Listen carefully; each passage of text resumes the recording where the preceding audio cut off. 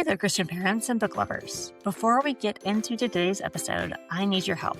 The goal of Bookworthy is to serve you, the listener, readers, parents, grandparents, and even the kids. So I need your input. Help Bookworthy make plans and know how to serve you best by filling out the 2026 listener survey in the show notes. I can't wait to hear what you have to say and what we can do together.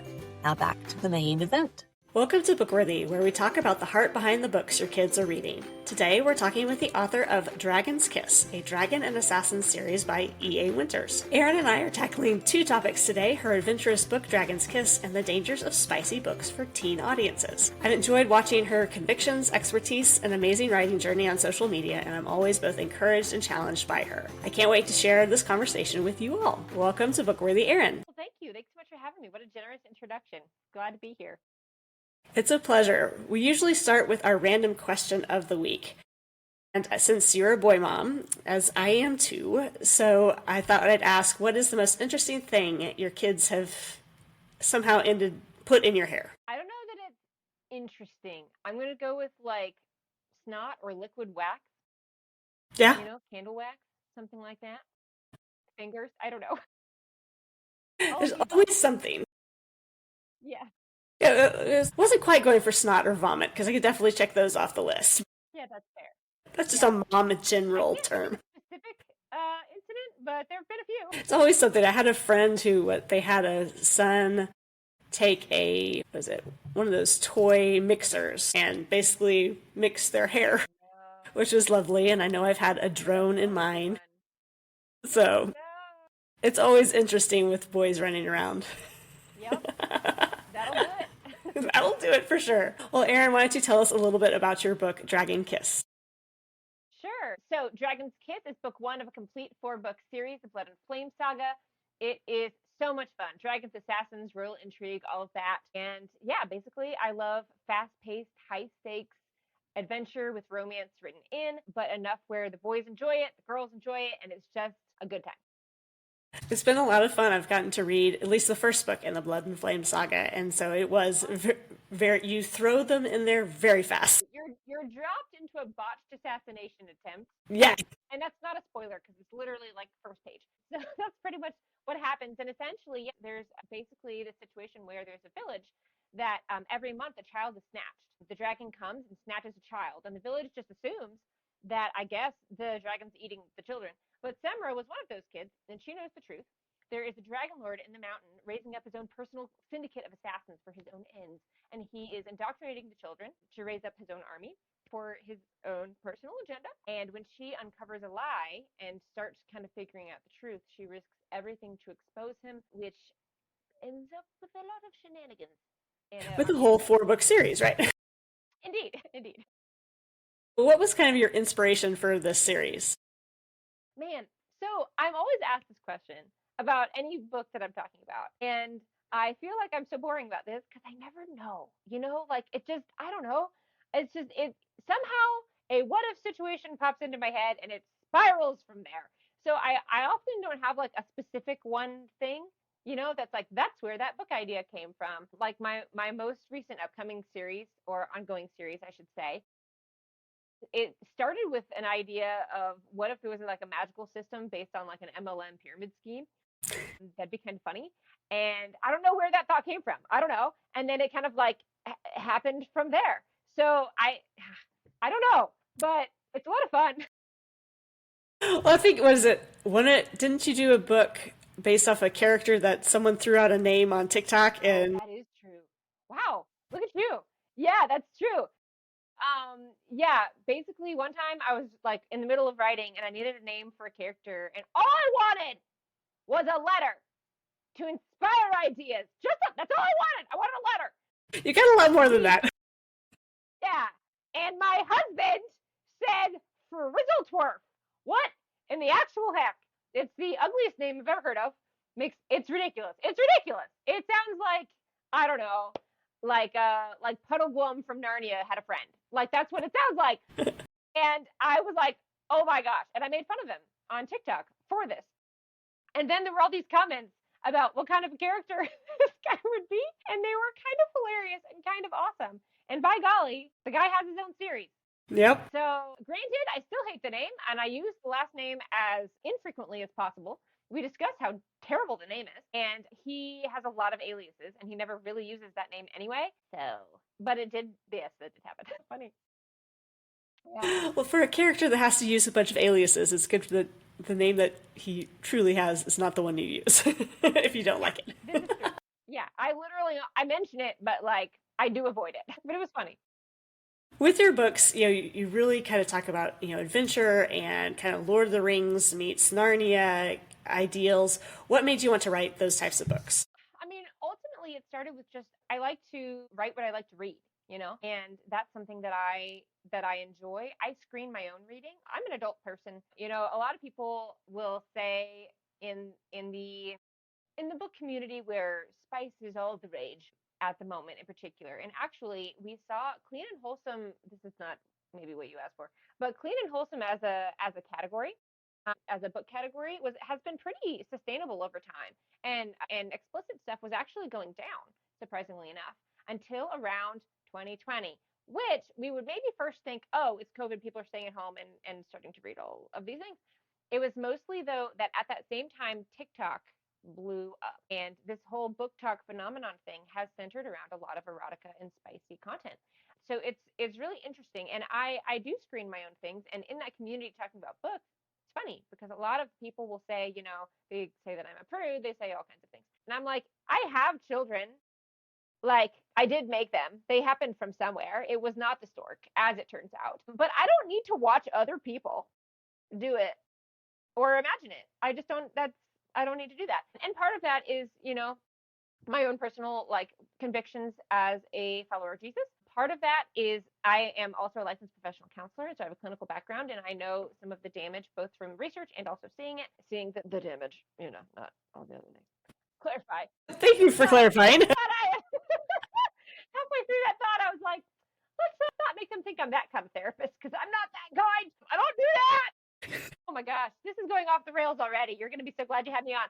But these sorts of things, right? Like I proof my own whatever I consume, right? Whether it's TV, movies, books. I write what I enjoy reading, and so there's a number of reasons for that. I could very easily give a logical, non-biblical defense of consuming carefully a different media and making sure that you are taking in what is beneficial for you and your brain. I could also give you a biblical one if that's a background that's important to you. It's an area of passion for me, and I'm not gonna read something that I am against, or I'm gonna get a lot of fun for saying against, but it's not beneficial. Taking worldview out of it, it's just objectively not beneficial when we look at studies. Specifically in adolescence, it actually causes a lot of damage, particularly to the impulse control center of your brain. So, yeah, short story long, that's a piece of it.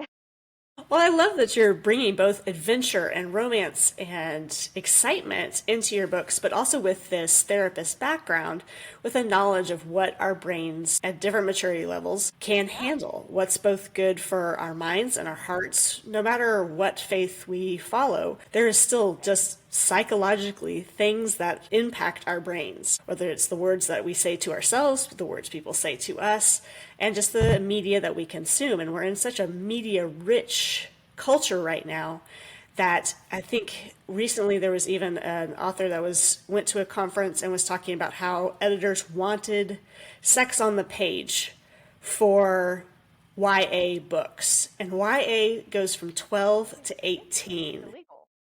You would hope so, It but is. It is.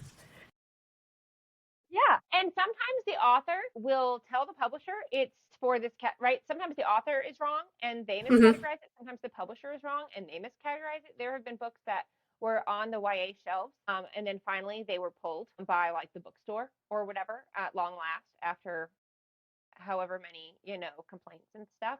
It's literally other thing about it, right? If you are people, I've also had this complaint saying like, or this comment saying, well, they read it anyway or whatever. Like teens are exposed to it anyway. It's like, okay, some teens are. There's a difference between targeting children with explicit material and a teen going outside of what is meant for them to read something else. They know what they're doing, right? Right. So like this is the difference between somebody sneaking into an R-rated movie. They know what's in there. They know what they're expecting. They know why they're sneaking. There's a reason they have to sneak in the first place, maybe even, right? Or going to a movie that's targeted for 7-year-olds and discovering that it's actually George R.R. Martin's gory rape scenes, right? Like there's a difference between that. Yes. You Yes. you have to serve your market appropriately. This is doing a disservice and it is damaging. So yeah, that it's clearly an area of significant passion for me. Actually, this the Blood and Flame Saga, my Dragons and Assassins series, is dedicated, the first book is dedicated to anyone who has ever believed the lies they were told. And comes from, our main character, this assassin, is she's indoctrinated, and the Framatar, the Dragon Lord, that's set up as like this kind of father figure, almost godlike, and like I make the rules. He's this, controlling person that restricts freedoms and says that it's because of them, because every child who experiences abuse will blame themselves. I've yet to see an exception. That's just what happens. Yes. And so no matter what your level of abuse or trauma is. Correct. Yes. So even if you came from a good family, and you still experienced a trauma that affected you, you're still going to believe that lie, that it's your fault, no matter what part on that echelon you are. And it's true about all of us. Even as an adult, it's like there's going to be lies that I believe about myself that are not going to serve me well, but they're what they're playing in my own brain. And until we can change the narrative, change the, what we're consuming, there won't be a change in our behaviors. And so I love how you are both tackling, not just for the YA, but for adults too. Watching or reading explicit material isn't good for us as adults either. And it's like in that YA category, we're looking at 12-year-olds to 18-year-olds. It's like there's a whole lot of growth happening there, a whole lot of emotional things happening there. But then even still, you look at the adult market and it's flooded as well. And it still is doing damage in our communities. So I love how you're tackling that. Thank you. You know what? There's actually there's a study that's my favorite one to quote. And I have so many people tell me that there's no research on this. I got so annoyed that I finally put a few together and said, here, just look at them. Because at first I was putting off doing the research because I knew that it was there. I'd already encountered some of it, to go back and find it. I'm a research-oriented person. It was going to take me hours. I was going to get sucked into some like research hole. I already know what I think about it.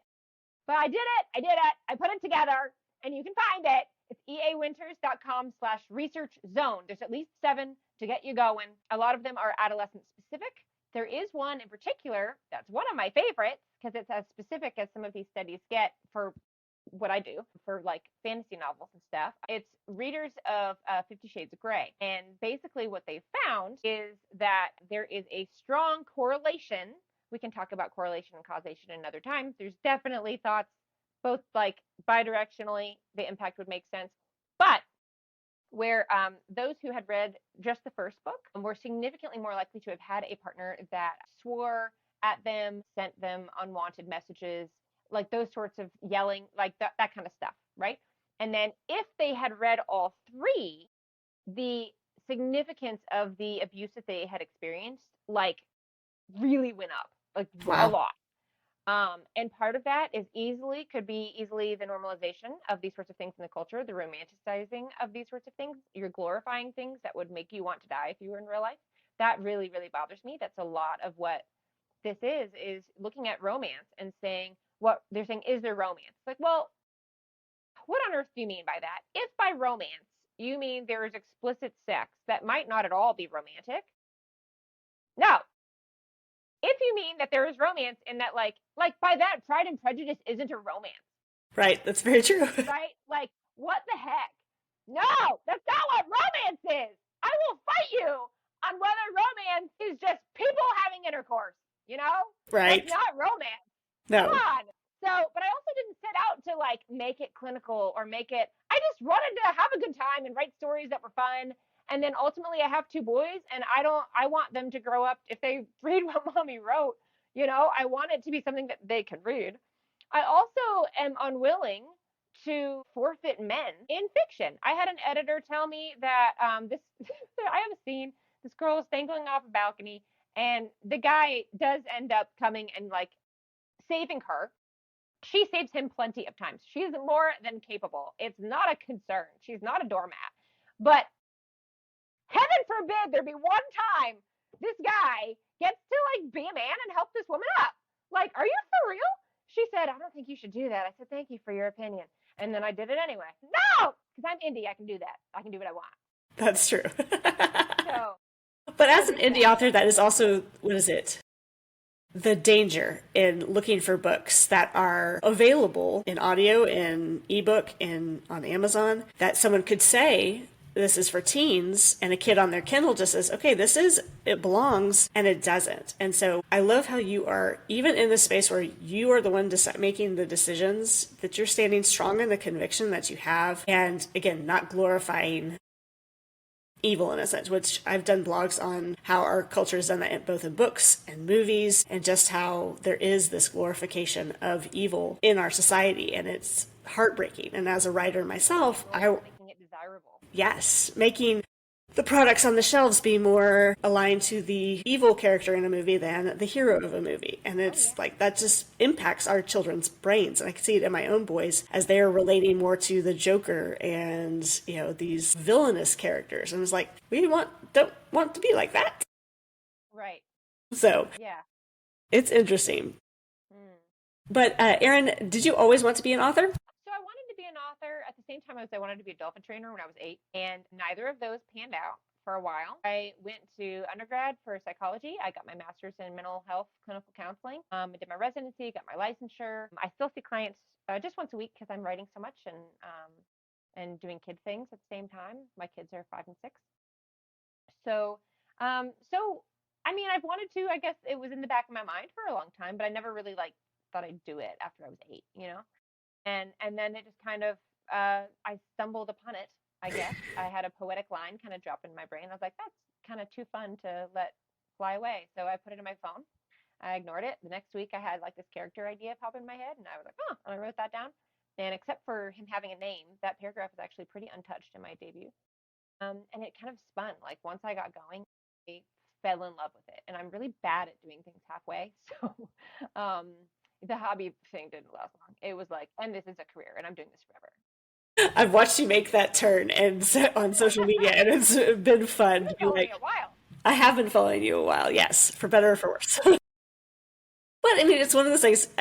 You started your journey around 2020 in a sense, and that's kind of when I started my writing journey as well. And so it's been fun to kind of watch your success and watch how you have defined yourself and grown and challenged yourself. And it's been encouraging to me as a writer to be like, okay, I can do this and be a mom and apparently be a podcaster too.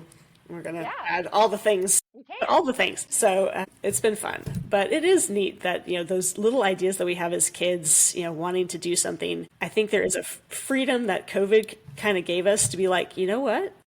I can do that. I can just do the thing. Yeah, it might be hard, but I can at least give it a try. And if I fail, I at least failed, but I at least tried. So I think that that's kind of the beauty of this post-COVID world in one sense. Yeah, it's always good to know that there's beauty and positive things to take from any hard thing you do. And anything worth doing is going to be hard. Yes. Or yeah. So, and that is interesting too. I one time had somebody, I've actually had this happen a few times. People would message me and be like, I want to write too. So I think I'm just going to quit my job and start writing. What do you think? And I'm like, oh, don't do that. No. Don't do that. I can't guarantee you're going to be making money in any particular timeline, but I can guarantee you have to eat this week. So, maybe build that up. Right. Slow progression. It is work. It's a lot that goes into it. Yeah, but it's doable though. It's for sure doable. Very good. What is one of the most impactful books in your life, Erin? So for fiction, I would say, yes. Well, I love Narnia and Lord of the Rings, and one of my favorite opens ever was Black from the Circle trilogy by Ted Dekker. Yes. I haven't read any of his recent stuff. Some of it has gotten kind of funny. A lot of his original, I read 20 of his books because I read Black, and his open was awesome. Yes. I love things that sweep me off my feet right away, like that. So for fiction, that's what I would say. Definitely the Circle series was one that was my first kind of, or my second, but because This Present Darkness by Frank Peretti was kind of the first like intersection of faith and fiction. But yeah, Circle series was a lot of fun to read, and I'm itching to let my teenager read it. I was like, I want to give it to you.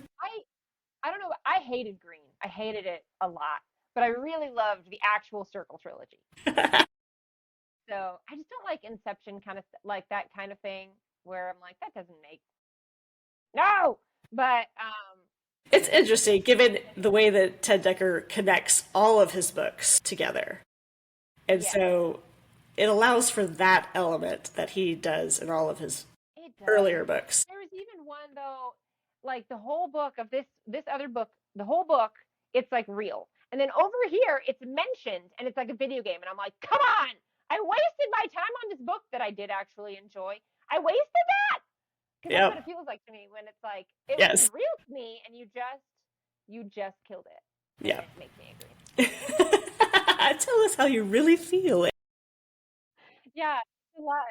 You feel many things. I do.